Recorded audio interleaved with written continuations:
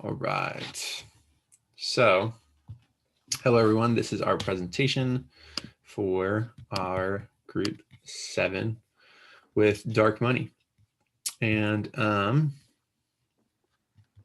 resolution is that the U.S. should overhaul its democracy by getting dark money out of politics. So first, what is dark money? There are LLCs, which are limited liability companies, and they can accept unlimited amounts of money from donors that the LLC does not have to disclose the identity of. And this is just first to explain what dark money is. So the LLC will then give that donated money that they received to what's called a super PAC, which is short for a super political action committee. And they use the donated money for their own political agendas, such as election ads, newspapers, and mailers. And according to Miles Martin, a public affairs specialist for the Federal Election Commission, he states that on January 21st, 2010, the Supreme Court issued a ruling in Citizens United versus the FEC, which is the Federal Election Commission, that overruled two earlier decisions, which now allows for LLCs and 501c corporations to give and receive unlimited amounts of money toward elections. So if you guys can see my visual aid, this shows the amount of dark money spent during election campaigns from the last 2 decades. It shows the 501c spending by the different types of group, and I intend to explain how 501c groups can work this system by exploiting it for their advantage. So with the harms, dark money within politics creates a qualitative harm. It is unjust in that it corrupts our government and gives an advantage to the wealthiest. Our government's corrupted because our judges are no longer independent.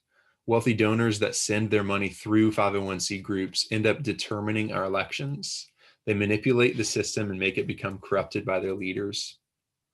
And according to the American Constitution Society, more than $250 million in dark money was invested into the conservative side of politics alone.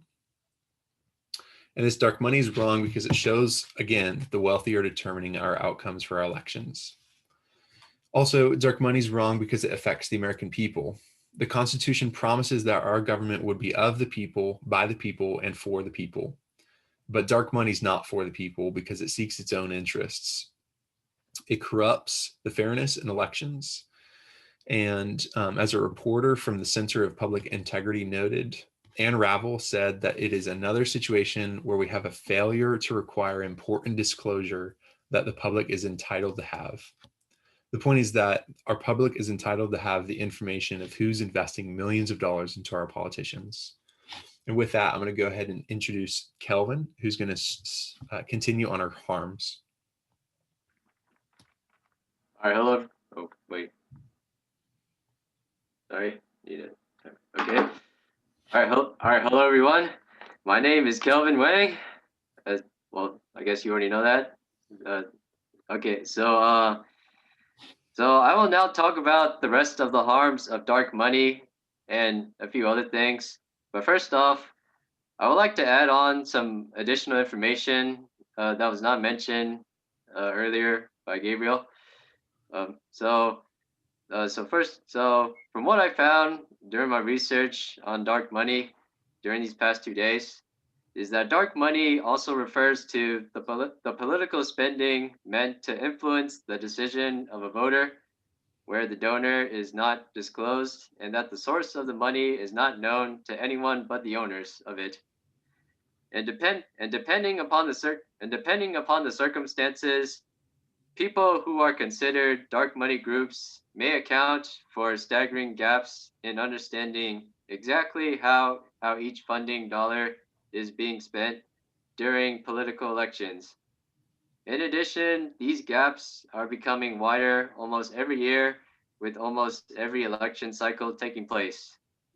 And I think this is bad because not everyone knows about this, and it's not spread out to the public enough for everyone to know if it's good or bad. And not everyone knows what the bad sides of it are behind it. And now for the visual. Oh, oh, um, yeah. So now for this visual over here, this visual is based on qualitative harms. What I mean by this is that based on this visual you see here, it tells us that one of the qualitative harms of dark money is that it influences our people to want to do bad things, like influence business people to threaten or endanger our elections, and to increase tax spending for people who can't pay for it all the time. Like if you go to a grocery store or the mall or some other place, and if they tax you more money than they should, then that's wrong. They're doing that just so the business people could get more money and to get wealthier, which is not fair for everyone that can't afford it.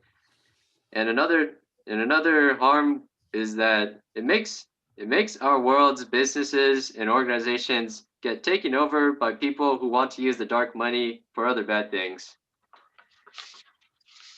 And and in addition, uh, oh wait, oh yeah, and in addition, an estimate of $5 billion of dark money was spent by all federal candidates during the past elections of like the 2014 elections, and that this is bad uh, um because this means the people who are getting this money will get more money than anyone else, and that's not fair for anyone else. Um, and that's it.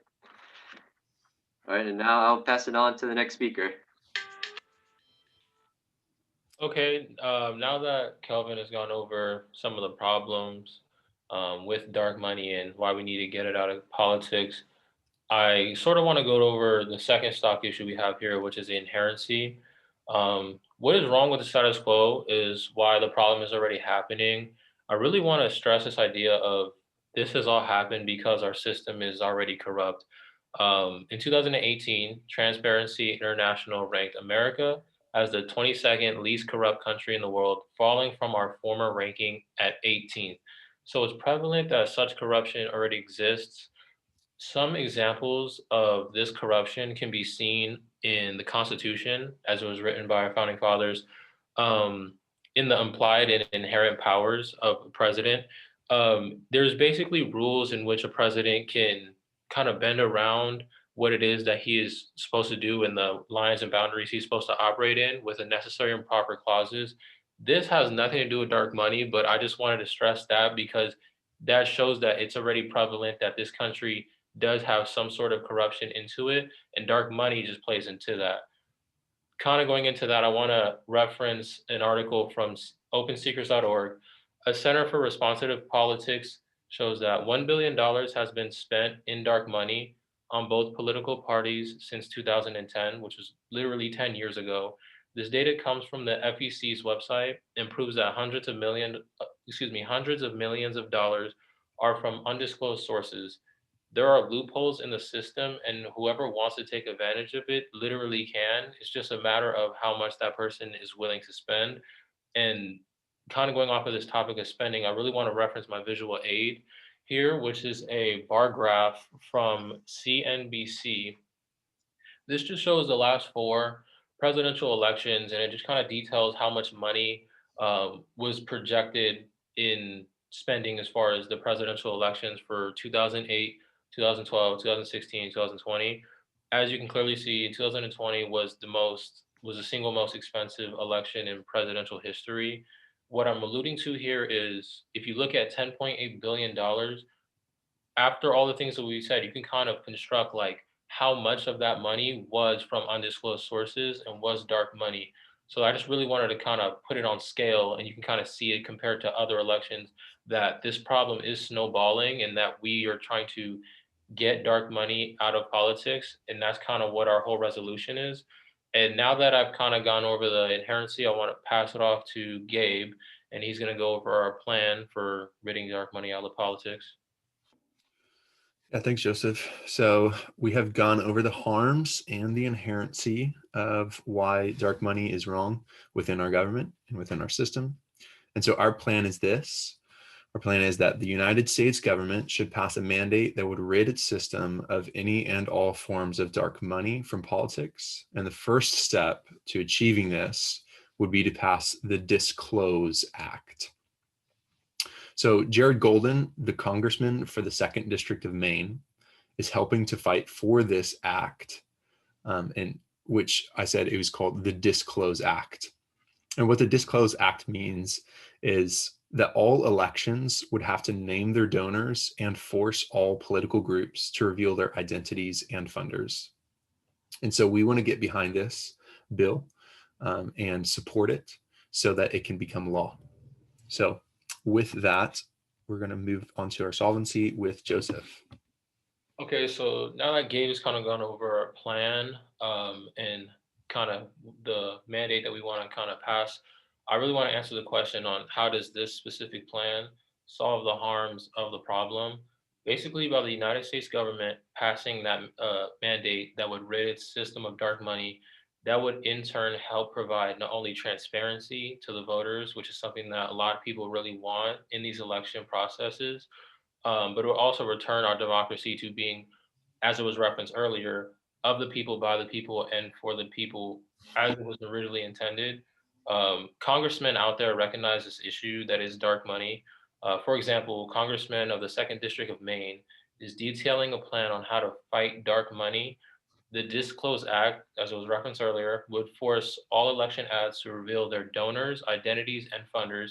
This would in turn provide a great deal of transparency to the American public, which would lead to a less controversial election.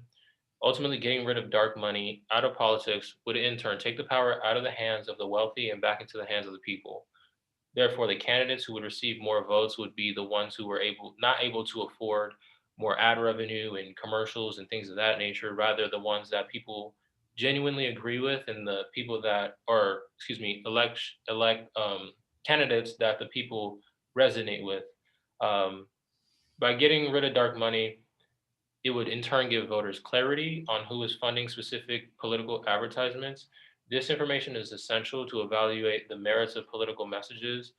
I like this point here because it is prevalent when you consider like elections and candidates and you see a lot of this stuff that's being ran for them and you can kind of like maybe you agree with that, but there's a lot of people who feel a certain way towards other groups and things of that nature, and if they really knew what groups were pumping in money to a lot of these candidates so that they can run these ads, that would be the transparency that would probably either make them disagree with that ad in general or agree with that ad in general.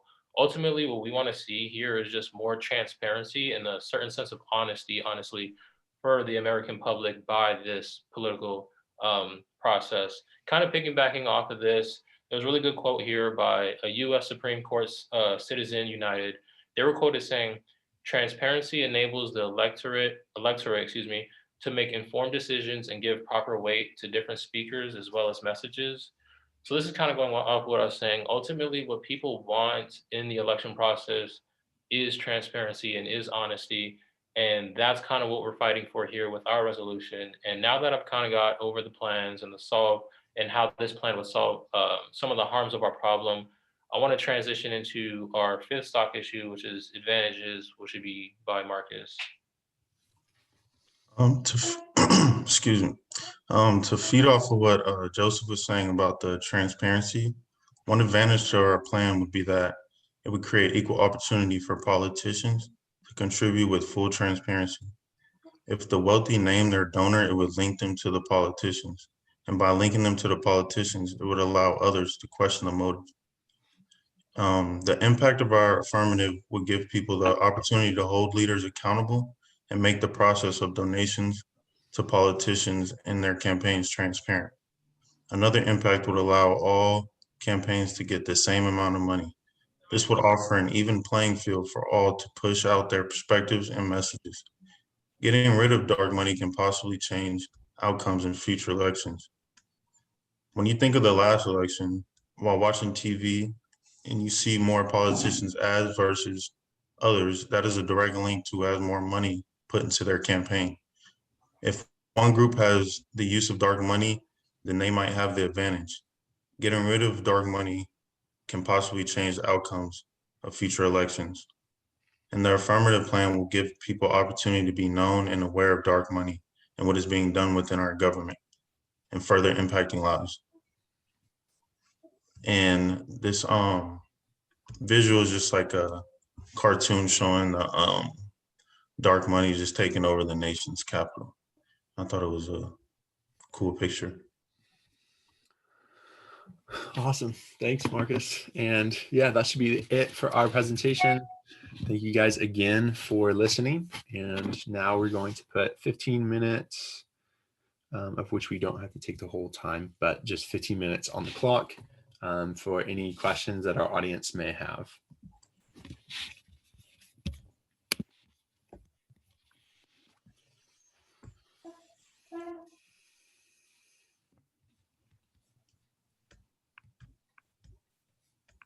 Hi, I have a question. So you're talking about with the whole when you mentioned the bill to or introducing the legislation to remove the dark money. How can you be sure that removing the dark money from politics won't completely change the landscape of American politics for the worse? Like how are you gonna make sure that this will actually be a beneficial thing? I'm not saying that I'm like in support of dark money, but like you know what I mean? I could answer that, I guess. Yeah, I really like that question. I don't know if we can 100% just completely guarantee that it's gonna change things for the better, but kind of like how me and Marcus were saying is like, excuse me, what a lot of the American people really want is like a certain sense of transparency and honesty from like the election and candidates in general. And I mean, everybody knows like the political game is sort of like a, it's like smoke and mirrors and there's a lot of lies involved and stuff like that. So when you kind of, incorporate the money aspect into it, a lot of people just really want to see like where this money is coming from and just more details in general just on the election process. So I don't know if we can 100% guarantee that it's going to completely save the political world in general, but it's just going to give a certain sense of honesty that a lot of people just kind of desire at the moment, really. Yeah, got it. That makes sense. For sure. I can add on to that too, is that, yeah, the point of the bill is to close loopholes that enable foreign interests to spend money in our elections, and also to ban the super PACs that I was talking about. But I think the good thing is that it's like one step. Like instead of like trying to do everything at once, it's taking a little bit at a time.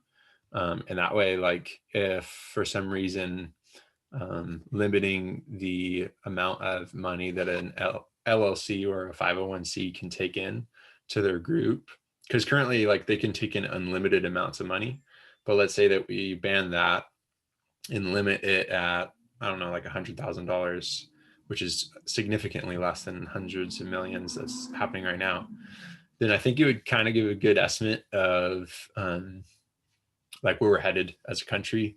And like if people are still finding loopholes, then like I would still say we should take a step-by-step approach about trying to get it as a better system. So do you think that legislation then would need something that essentially requires these donors to no longer be kept hidden? Yeah. Or is it more of like not necessarily, or is it like something like that, or is it more of like discouraging it from happening? It would need a law for sure, because there's like people can discourage all they want, but if there's no law in place, like anybody's gonna rig the system or like gyp the system however they want. Yeah. Awesome. Thanks for answering. I appreciate it. Yeah, man. It's a good clarification. Any more questions from anyone? So, in this current political climate, which is super partisan, you have politicians calling for the list of donations for to their opponents' campaigns. And since we have a anonymous votes, feedback's really annoying. Sorry. So Yeah, someone's mic on. Turn that off. Mind trying turn your mic off. yeah, It'll and still get you. so we have anonymous votes. Why don't we have anonymous donations? So that anything that is political can't come back to the individual and haunt them for their political decision. I think it's because we're in the process of making them. Yeah, we're in the process of making them, so we didn't make them yet, or we're not done making them yet. Does that answer your question? Oh, I'll say people do already disclose their donors, but your name, like for an LLC, like you can have it be anything under the sun, like HMVCB LLC. Like nobody knows what that really is, but if that's the name that you're going by to of whose money is supporting the conservative side or the liberal side or the Green Party, like that's not going to disclose your personal identity, but it's still going to be an identity that you share of. But the limit about how much can be spent, I feel like that's where the benefit of the plan is going to come in for sure. So the more clarification, I guess. So what it is what I'm asking is in our hyper-partisan candidate or political sphere where people are actually trying to get the other person's election list so they can do personal reprisals against those people. Super PACs play a role of that.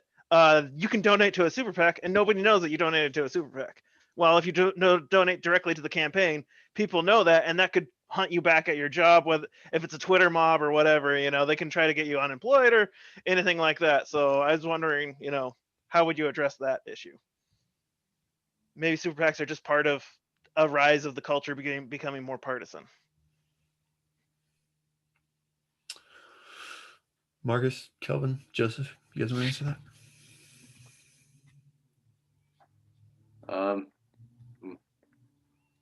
Can you repeat your question? Because I was hoping either Gabriel, Marcus, or Joseph would answer, but I guess I'll answer. But can you repeat your question again? Because I think I need to hear it one more time. All right, so you have politicians openly calling for the other politician, their opponents' donor lists, so that they can do personal reprisals against the people that are donating to their campaign, the opposite campaign. And so super PACs allow people to donate to them and never be traced back to them. So if you're in a position where people can go after you personally, like on Twitter, say, oh, he's horrible, he's a bigot or whatever, whatever, cancel culture, blah, blah, blah, this, how are you going to stop that mob from happening? And I think super PACs are just part of the culture rising up. Like, this is just the new norm. I feel like you answered your question with that. Like the super PACs are the norm and stuff. Like I think it's just going to be a part of it, like the criticism and stuff. Yeah, just to kind of piggyback off that, I just think that kind of comes with it. Just if you make a decision, I think you should stand by it. Like if you feel the need to donate to a party, then you should feel it. Like you shouldn't feel scared to put yourself out there and be like, yeah, I donate to this party. Like it should just be with it, and whatever backlash comes from that. I think the question was, how do we stop it or something like that? How do we?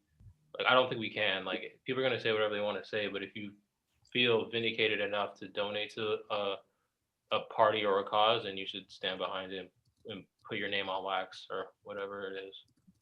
Then why don't we have anonymous voting and everyone just knows how everyone's party, how you voted? Yeah, I think the question that David's more so trying to ask is like, sure, super PACs are the thing; they're the norm when it comes to political donations for not just like Senate campaigns and stuff like that, but for presidential campaigns. That's primarily how most presidential candidates, unless they're running like a grassroots campaign, like Obama did in 2008, like Bernie Sanders did in 2016. That's how these candidates are getting their money through super PACs, and that's the norm.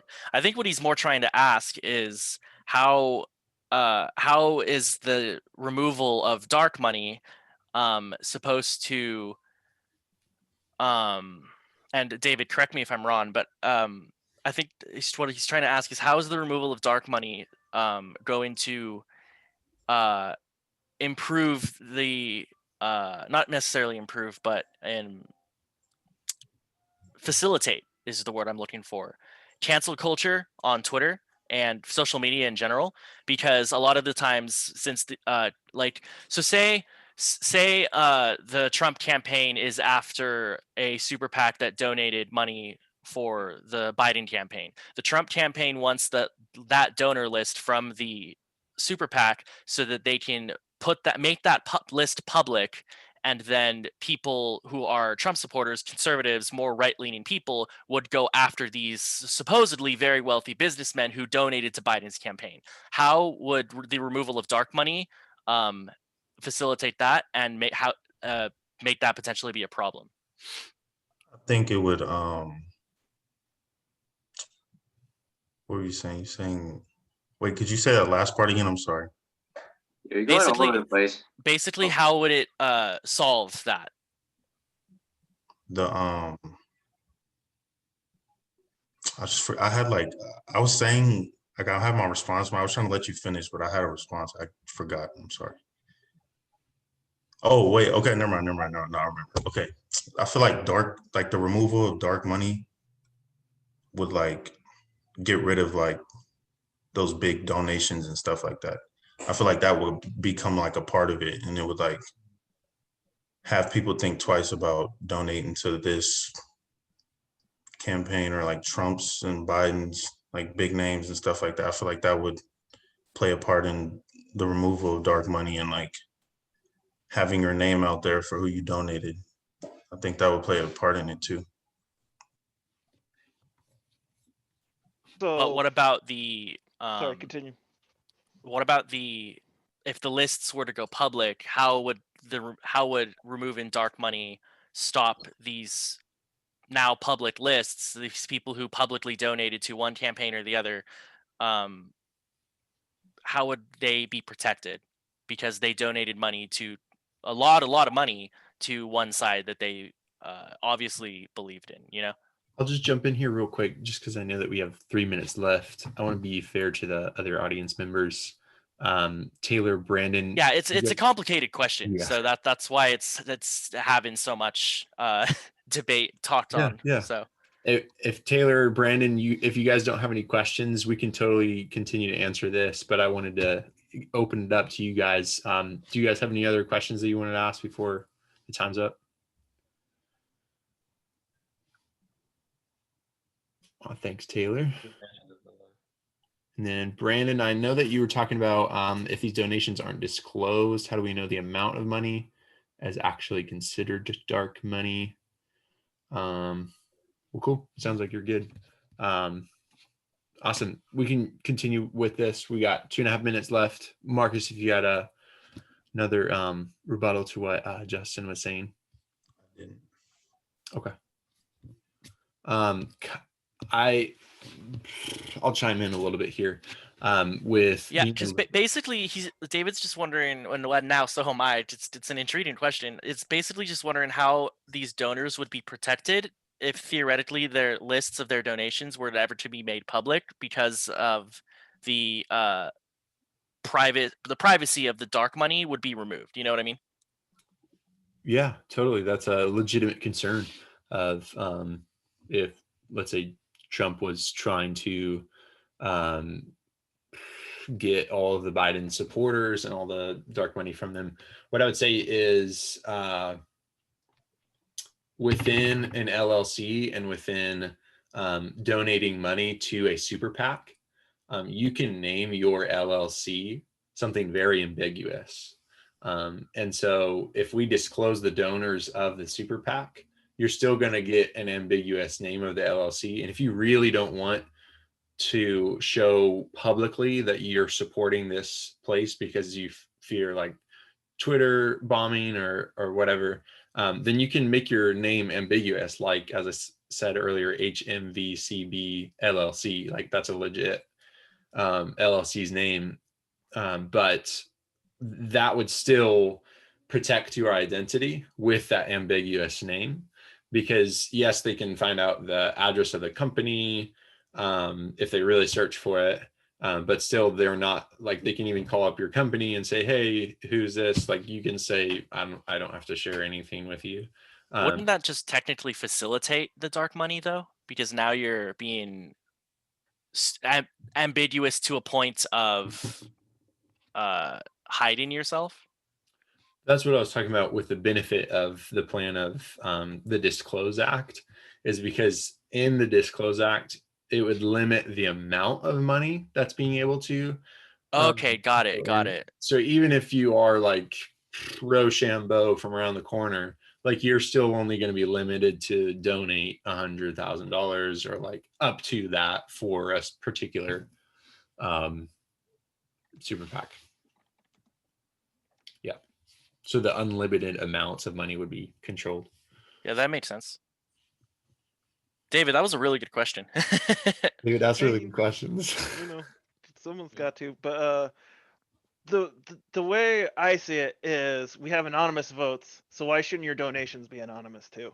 You know, it's because it's the same reprisal, right? If you're donating to a campaign and that gets disclosed, that's the exact same thing as if your vote got disclosed most of the time. You know, unless you're like me and you donate to basically every campaign under the sun just to see what the promotional material is. Yeah, that that is a good point. But yeah, other than that, that is the end of the 15 minutes. So I'm going to end the recording. But other than that, does anyone have any more questions?